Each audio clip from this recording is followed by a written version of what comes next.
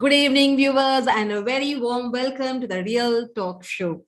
I, Anuradha Shri, a corporate communication coach, entrepreneur, and author of my book, Is the English, would be delighted to be hosting this conversation today. This show is on every Mondays and Thursdays at 9:15 in the evening. Well, this forum has been established in order to transform education via the exchange of ideas for change. We are committed to assist learning and teaching while also sharing amazing ideas and mixed practices with the rest of the world.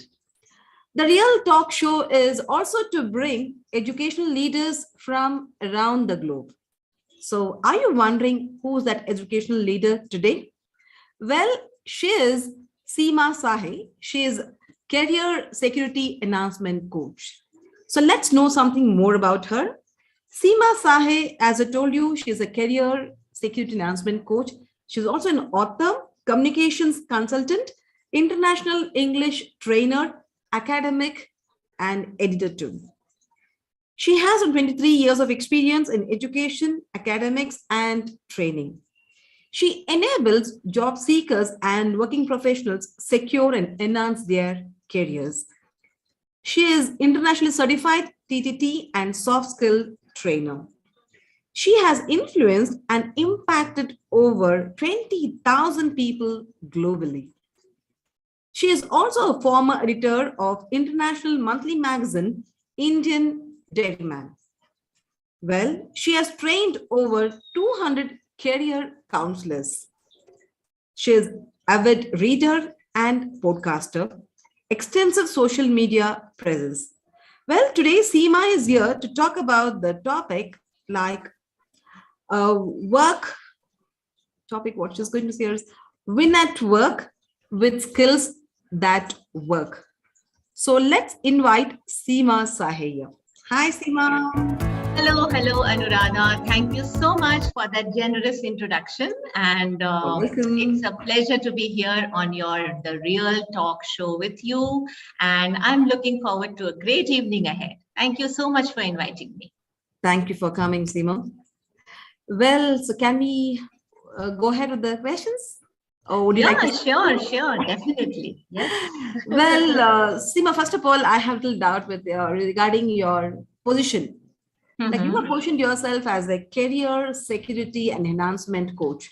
Can you please explain about your position?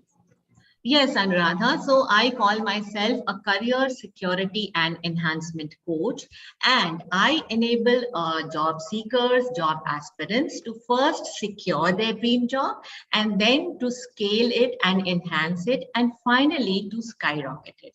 So my job entails, imparting certain skills to these job seekers as well as young professionals. As I said, for scaling and enhancing their careers. So, these skills are very different from the skills that we generally talk about. They are different in the sense that they are not your normal technical skills or they are not your domain expertise. They are not your hard skills, so to say. They are actually your functional career skills. They are your employability skills. So it is a very different kind of a skill that I'm talking about. And these are the skills that will make the person indispensable at work. Because whenever a person goes for an interview, whenever he's called for an interview, he or she, obviously they are very good in their domain. So they are experts in their domain. However, they do not realize the importance of these so-called soft skills. The so-called life skills, and that is where they lose out. So these skills, these soft skills, sometimes they are not thought to be very important, but this is what distinguishes them from the rest of their competitors, and this is what makes them stand out. So in fact, I have elaborated upon this in my book, which is called Secure Scale Skyrocket and 9 Career Skills for Professional Success, where I enumerate and where I elaborate on the kind of skills that is required to take you to the next level in your career. So that is why I call myself a career security and enhancement coach. First, for the job seekers to secure their dream job, and then for the professionals, once they have entered the professional arena, to enhance or scale their careers. So that is my positioning as Okay, a thank you, coach. Seema. Thank you. Well, Seema, I just have a question like, who are your target audience? Okay, so my target audience is, obviously, since I'm dealing with job seekers as well as young professionals. So my niche audience is between the ages of 23 years and 40 years. Since 23, 24 is the time when people start looking out for their jobs, when they complete their education. And the mid-career is in the late 30s. And by the time they are 40, they are ready to go on to the next level, to the CEO or the CXO level.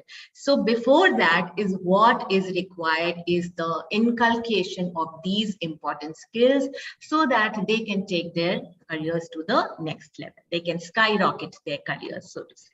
Okay, so you mean Yeah. to say for the employees, they skyrocket their career, Yes. and for the freshers, you're just going to start there, helping Secure them. there, yes, yeah, because it's very difficult. The job, you must be knowing, the job scene is so tough, especially with the pandemic and the kind of situation that is prevailing the world over.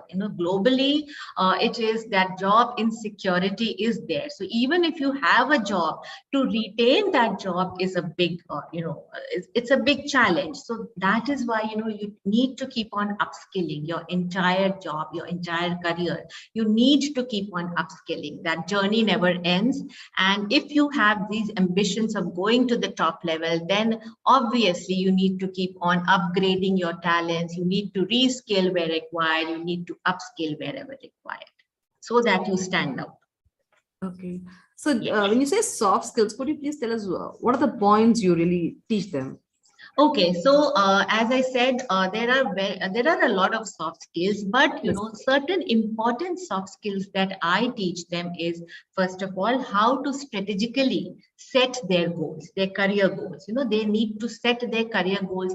That is again a very scientific process, and it involves a lot of things. So setting the career goals will be the first step so that they go on to attain those goals. And that is the first thing I talk about. And then, of course, establishing their personal brand. Now, this often is overlooked. So how do you establish your personal brand? Now, by writing, first of all, by writing very good resumes. If you don't have a good resume, you will not be considered at all. And you know that these days, the HR people or the recruiters, they don't have that much time to scan through, the details of your resume. So your resume should be crisp and short, and I teach them how to write winning resumes. So that is the second thing. And then how to ace any job interview. So Mhm. many people are called for jobs, for these interviews. How to conduct yourself in the beginning, how to prepare for the job, how to conduct yourself, be your most authentic self, and of course, be knowledgeable about whichever role you are applying for. So this is the third skill. And then the fourth, very important, which is the backbone of all the skills, is communication. So you must be agreeing with me how important communications is. So I talk about not just oral, not just written, but verbal as well as non-verbal intelligences. So as we know right now, we are working in a hybrid model. We are not just online, we are also offline. The world is slowly opening up, and we are going in person to the office, and we are meeting people.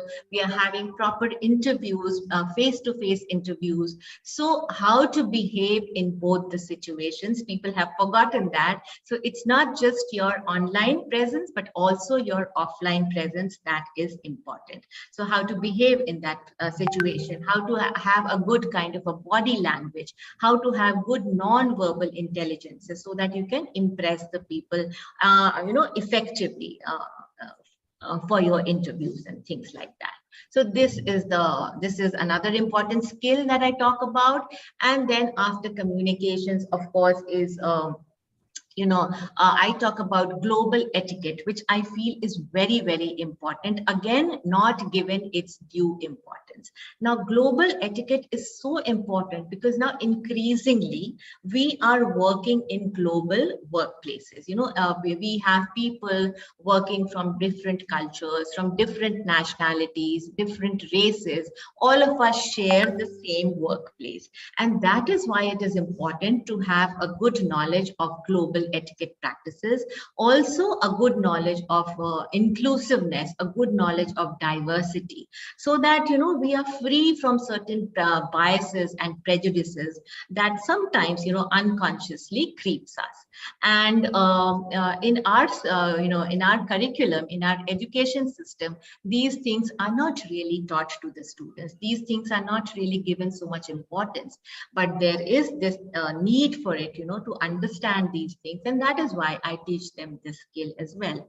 And of course, not last but not the least is leadership skills. Leadership skills is a very broad umbrella, and anyone who wants to scale their careers needs to have these leadership skills.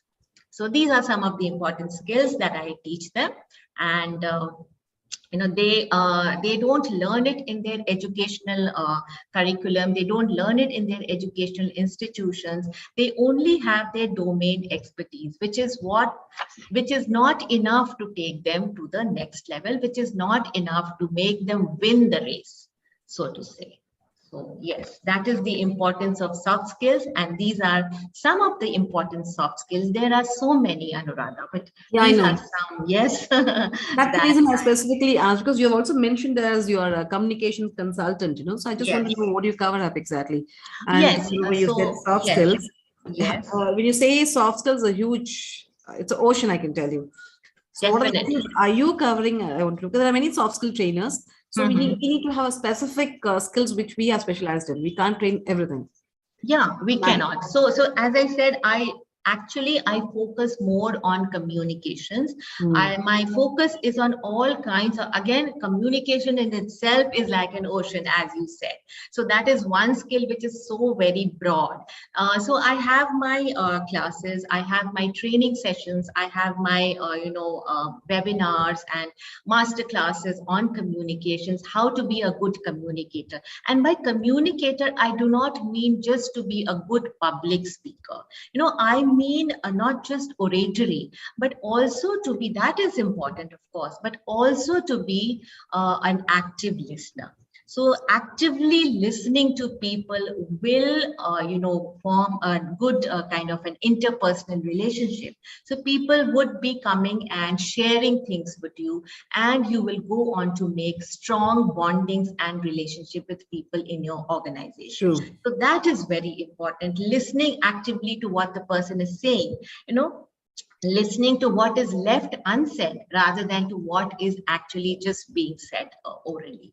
So all these qualities, if you develop over a period of time, you will find yourself definitely head and shoulders above the rest of the people.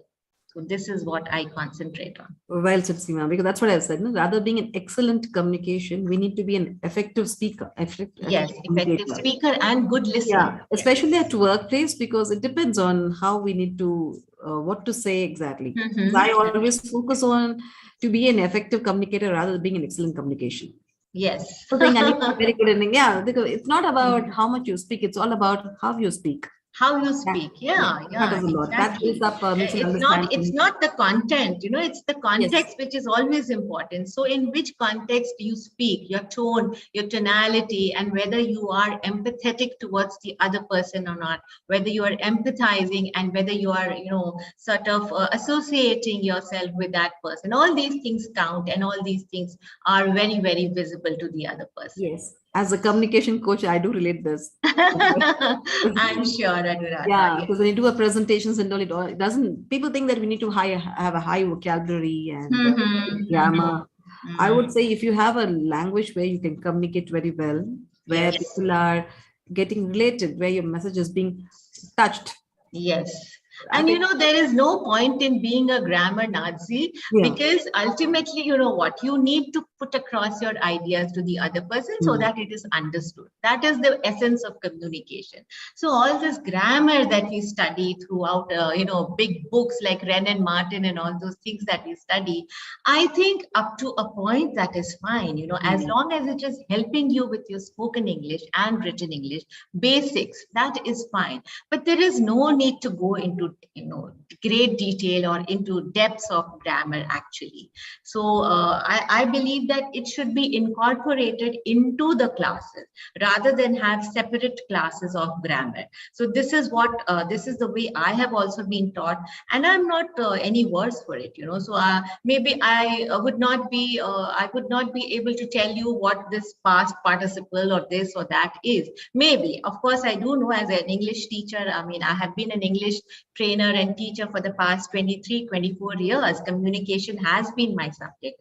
But people who do not have a sound knowledge of grammar can still write well and can still speak well.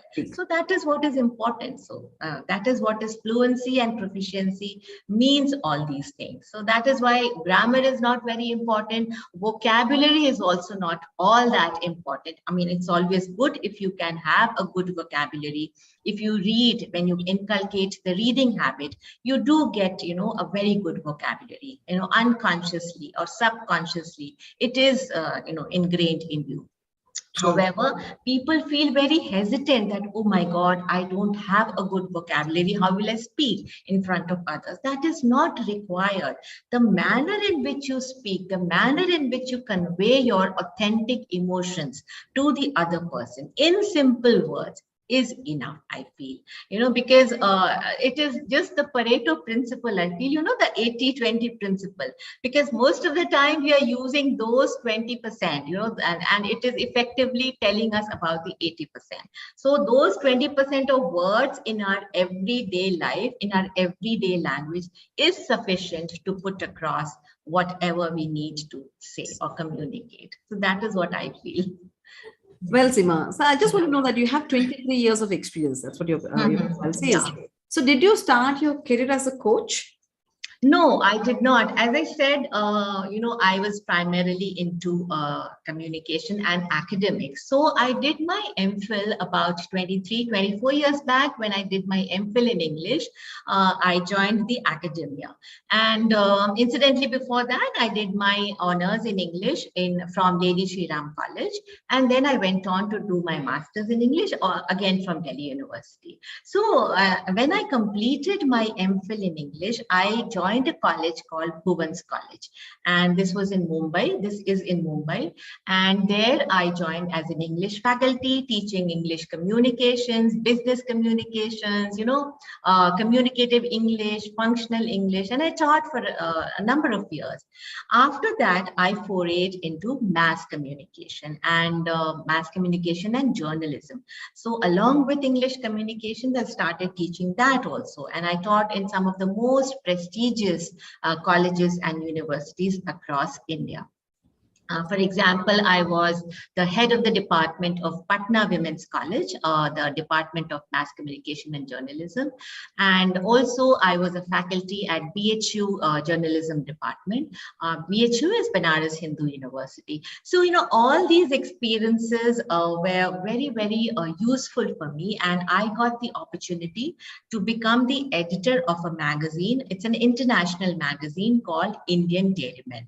So now I had not just and not just an experience of the academia, but also of the industry, and this is what I wanted. So that is a holistic kind of experience. So I was editor for about 7 years and of that magazine, and before that and after that I forayed into the online platform, and I explored the online platform, and I became the managing editor of yuvocop.com. So that is an academic writing platform. So I became the managing editor over there. And then, of course, simultaneously, I did my TTT and soft skills certification from ICBI.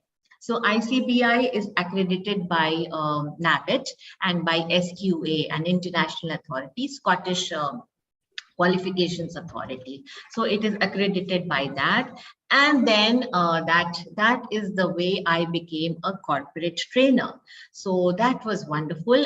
But 1 year after that, the pandemic struck and we went into lockdown. So things were like a quiet, things were quiet. But this pandemic, I feel for me, it was a blessing in disguise, because this was the time when I joined TLC, a community called TLC, which you are also a member of. And, this is a community of authors, coaches, trainers, and speakers. Yeah. So wonderful mentorship over there, which we are still having. And it's a privilege to be a part of that community. And it further enhanced my coaching and training skills. And I'm very happy with the journey. And the journey continues for me for being a coach. And of course, in this journey, I also became an author, a published author. So all in all, a very wonderful experience of 24 years. I was very fortunate that I could do whatever I wanted to, follow all these various different career trajectories, and finally find my calling now as a trainer and a coach. So, yes, Yeah. this has been my journey. I feel that pandemic is a good blessing. I mean, I got a beautiful community and got to learn Yes. more and learned more, I can tell you. Learn from each other, learn from our mentors, our gurus. So yes, very useful. Yeah. Another question for you. Yeah, Like, sure. it's like, what are some of the most important skills required to secure their job and Yeah. working professionals to skyrocket it? Yes. Okay. So as I said, when I was teaching, when I was in the teaching field, I was teaching in various educational institutions. And I came in close connection with a lot of people who were in there, a lot of students who were between 21 and 25 years of age, or maybe even just 24 years of age. And as I said, they were looking to acquire their dream jobs. And because they were on the verge of completing their courses, and they were looking for their dream jobs. Now, what was very disconcerting at this point of time was, let alone find their dream job, they could not even get employment, commensurate with their qualifications. They could not get any kind of good employment. Now, why was this so? This was so because, as I said, there is a disconnect between the academia and the industry, expectations of the industry. So there are those skills which the industry expects you to have, and which our students, our graduating youth, do not have. So in this connection, I would like to point out to a report published by World Economic Forum. Now, this was published in 2020, and it says that there is a huge disparity between the number of job recruitments and the number of employable students. So another research also says that only 45% of our youth, of our educated youth, are employable. Actually employable. So this is a very grave situation. And that is why I feel, and I felt even at that time, that there is a need of imparting these kind of skills, these kind of employability skills, or functional skills, or career skills, so that our youth go on to get their dream jobs, which is in consonance with the kind of qualifications they have. Because they come from good institutions, but still they remain either unemployed or underemployed. So that is why, when people say these are just soft skills, and they just dismiss it as either unimportant or not really required, I feel that it is very ironic that these soft skills are so important that they are the hardest skills to master. So it is not something, which you can master overnight. It is not something which you can develop just like your technical expertise. It is not something that you can learn in a few days. However, you need to focus on it constantly. And just as I said, skills like time management, for example, skills like managing yourself, having emotional intelligence, all these skills are very important, not just in life, but also in your careers, and in taking the progression of your career forward. So that is what I feel is very important when you are not just securing your job, but also when you are enhancing your or scaling up the ladder, so to say. So all these things are very, very important. That's wonderful, Seema. So which is that one factor Mhm. that distinguishes people and fast track their careers? Yes, so Anu, haven't we met people, so often who have a very confident air about them, who have a very self-assured air about them, and they have knowledge, they have gravitas, they have expertise, and of course, they have authority. And, these are the kind of people who attract everyone towards them. And these are the kind of people who leave a lasting impression on whoever they meet, because they are very genuine, because they are, they lack any kind of pretenses. So these are the kind of people who have that X factor, that one factor or that one skill that you're talking about. And that X factor is called executive presence. So this executive presence is present in these kind of people, who have the ability to work under pressure, who remain calm under trying circumstances, and who are of course well versed in their jobs, and who are very committed, who are very dedicated to their job, and their statements carry a lot of value. So they are for any problem, their solutions are very well thought out, they are creative thinkers. So all these qualities come under the umbrella of executive presence, which is again the one X factor which will distinguish the leaders from the rest. So this is what is very important according to me. And in short, executive presence is what? It is the ability to inspire confidence in others. Your ability to inspire confidence in others is your executive presence. For instance, if it comes to your subordinates, are they inspired enough to follow you? If it comes to your colleagues, your peers, do they find you capable and do they find you reliable?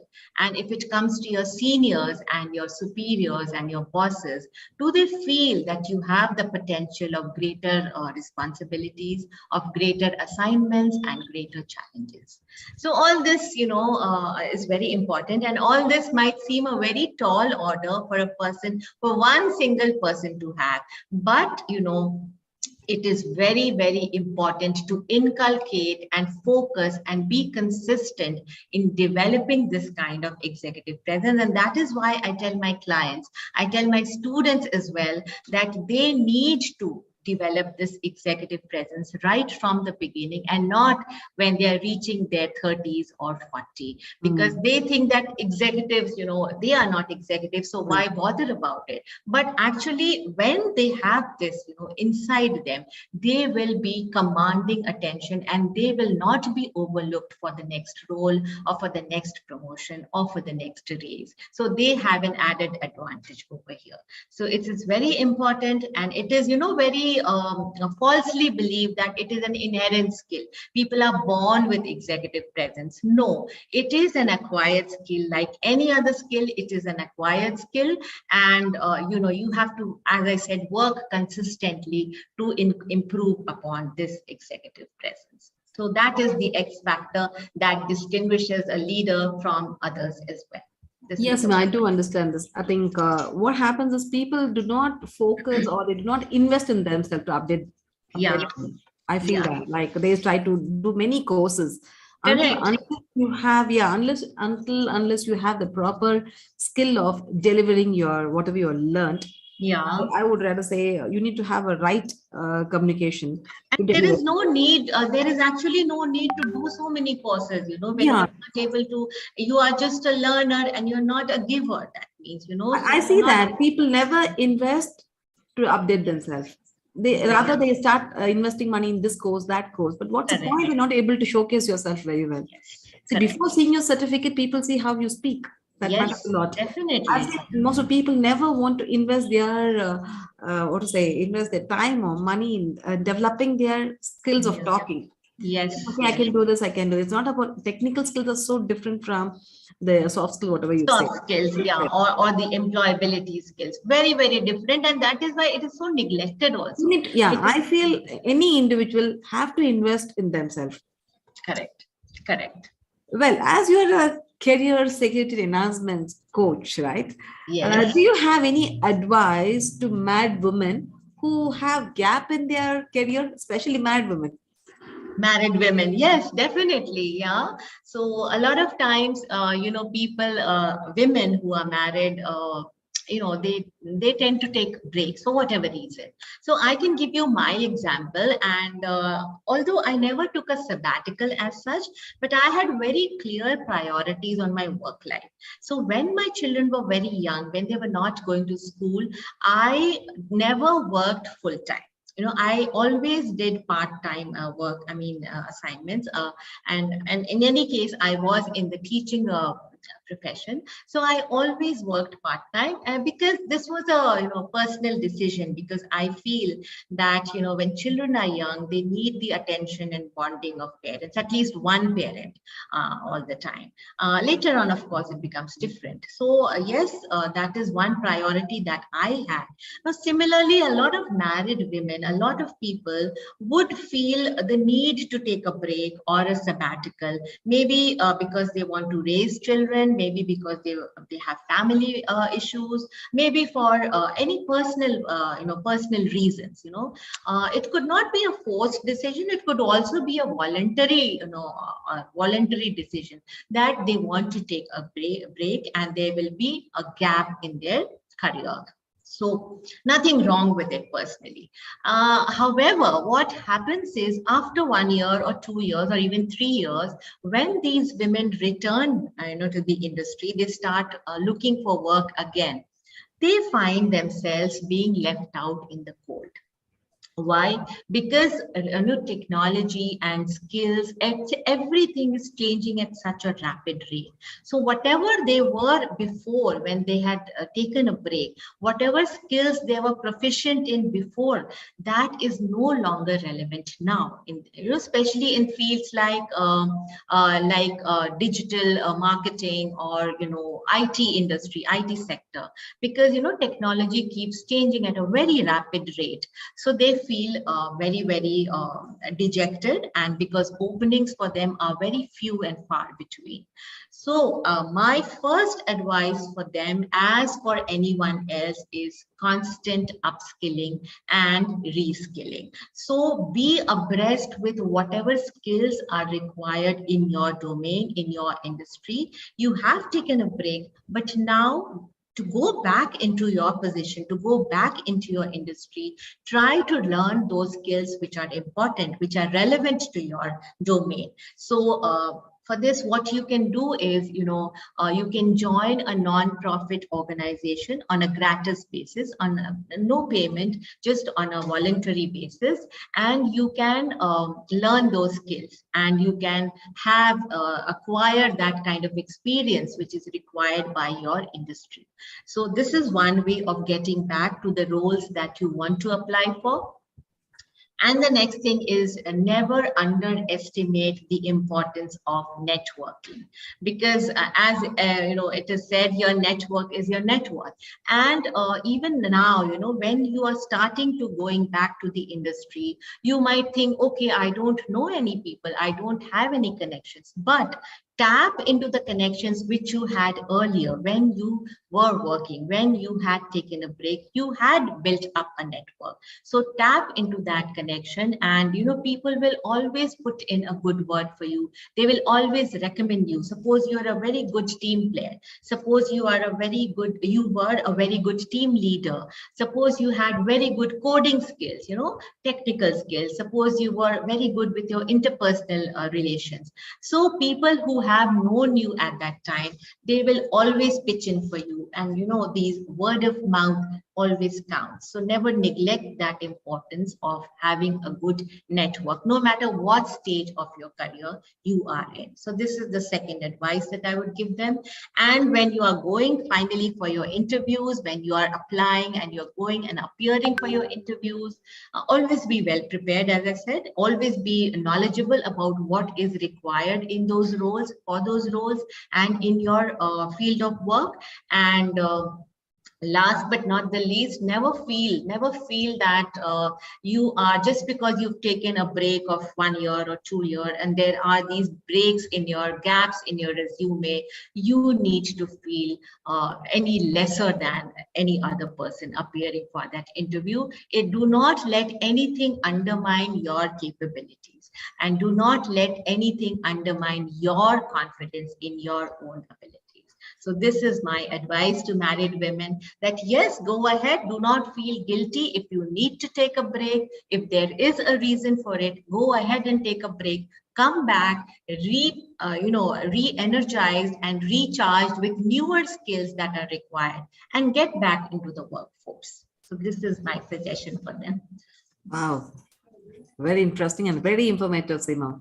Lovely. I think nice message for all the people who are taking gaps. People who are yes, and the married people, they get very dejected, married women, that okay, now what am I going to do? Yes. And here you can have your family or whatever problems that you wanted to solve.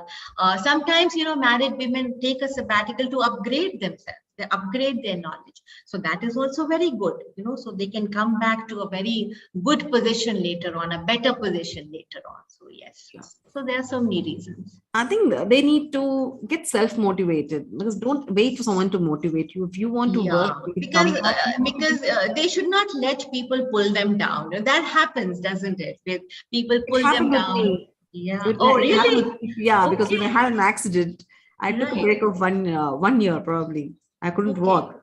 So there were lots of changes, and I thought, okay, how do I go back? But anyway, I changed my career on the platform.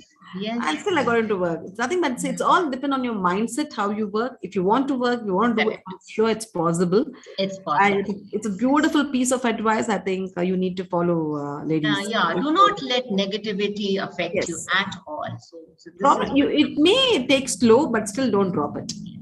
You can. If you want to work, if you want to do something, just get into it. Okay, so with that, let me thank all the viewers, and particularly our special guest, Seema Sahay, who had given beautiful and lovely information today. Seema, before I wind up, do you have any piece of advice before I close this session? Yes, advice is always be confident in your own abilities, not just for women. It is gender neutral advice for everyone, whether you want to get a good job, whether you want to chart a career, a successful career for yourself, whether you are a leader or whether you are a beginner. Always be confident of your capabilities and go there and get those skills and work towards, enhancing your life and your purpose and your career. So this is the advice that I would like to give. Yes. So viewers, you can post your questions, queries, or you can also compliment us about this event, about this show in the comment box, and we would love to read it. Isn't it, Seema? Isn't it? Yes, of course, definitely. I would love to hear. It will motivate us, though we are self-motivated. Still, your feedback motivates us a lot. Yes, correct. Anuradha, it's such a lovely show. It's such a lovely endeavor that you have started, the Real Talk Show, and it was a real pleasure, of course, today, and also the earlier episodes which I have watched have been so good. So a wonderful initiative by you, Anuradha. So thank you. Yes. So meanwhile, I would like to inform you that this live show is on every Monday and Thursday at 9:15 on Facebook and YouTube. The link is already shared. So thank you everybody else for listening and watching. We will be back with another educational leader on Thursday at 9:15. Until then, it's your Anuradha Sri signing off. Thank you. Stay tuned. We'll catch you up on Thursday at 9:15. Bye-bye. Bye-bye. Thank you so much.